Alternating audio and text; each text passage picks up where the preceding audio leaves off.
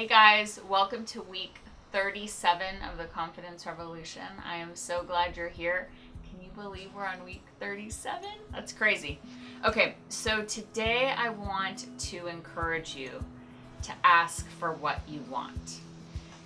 So a lot of the time as women, maybe men feel it too, but women I know for sure, they say, sorry, I'm so sorry, but, or they're afraid to speak up in a group setting, or maybe they're afraid to tell their boss what they really think, or maybe they're afraid to give their actual opinion, or maybe they just go along to get along because they don't want to rock the boat with their family or their mother-in-law or their friends. I've had a lot of that happen lately. My friends have been telling me like, gosh, I just wish I could tell my mother-in-law to please not do something, right? Whatever it is, fill in the blank. And I say, do it, girl. Like, you can do it. You can tell her, please do not, please do not call my daughter chubby, right? That is something reasonable to request from your mother-in-law. And yet we are scared because we're afraid Thanksgiving will be weird, or we're afraid the next barbecue will be weird. But if it's not, we can address it and rip off the Band-Aid and move through that moment, or we can sit with the weirdness. And let's not sit with the weirdness. There's no reason to do that. So today I want to give you an example of me asking for what I wanted and it being so embarrassing and terrible. So you guys know I'm pregnant. I'm more than halfway pregnant. This is legit. The baby is coming in mid-January. And we got this baby through God and through science. So this baby is an IVF baby. And we had a doctor at first, and we tried and we implanted an egg and it failed. And after it failed, I realized I wanted to switch doctors.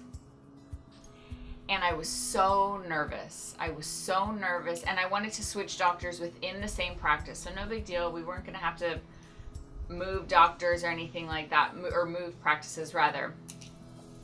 Just the next person was going to be different who would implant the egg. And I was so terrified. And through a change of circumstances, I was able, there was a little hole in the circumstance. And so I was able to ask for my new doctor. We'll call him Dr. Anthony. And so I lied. I made up a story and I lied to the nurse because I didn't have the guts to tell her, I don't want original doctor, I just want new doctor. Original doctor hadn't done anything bad, but it just had this weird juju, and I just had this weird feeling that new doctor would be better and that would all work out with new doctor. And I lied to the nurse. Listen, guys, IVF is so intricate, so intimate, so expensive.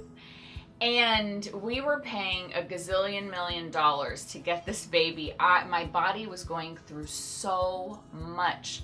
My husband and I were trying so hard to have another baby. And yet I was afraid of asking to switch doctors. I was creating a life, trying to create a life, trying to bring a life into the world. And yet I was afraid to just ask for the simple thing of switching doctors because I was afraid that they would think I was high maintenance. So I lied, I made up a story, and I called Michael Mods after and I said, I lied, I'm so nervous, I told a lie, and they're gonna find out, and eventually it's gonna be all terrible. And she said, I'm sorry, you started the confidence revolution, so you should be able, if anybody should be able to, you should be able to speak up and say what you really mean and not be afraid of being high maintenance. And I thought, yeah. And then I just went about my day, and I never actually went back and told the truth. And thank God it all worked out. New doctor, put baby in, and now I'm pregnant and life is good. But I know that I had so much on the line, and yet I was afraid of appearing high maintenance. And I know that if I'm feeling that, that you have felt that too.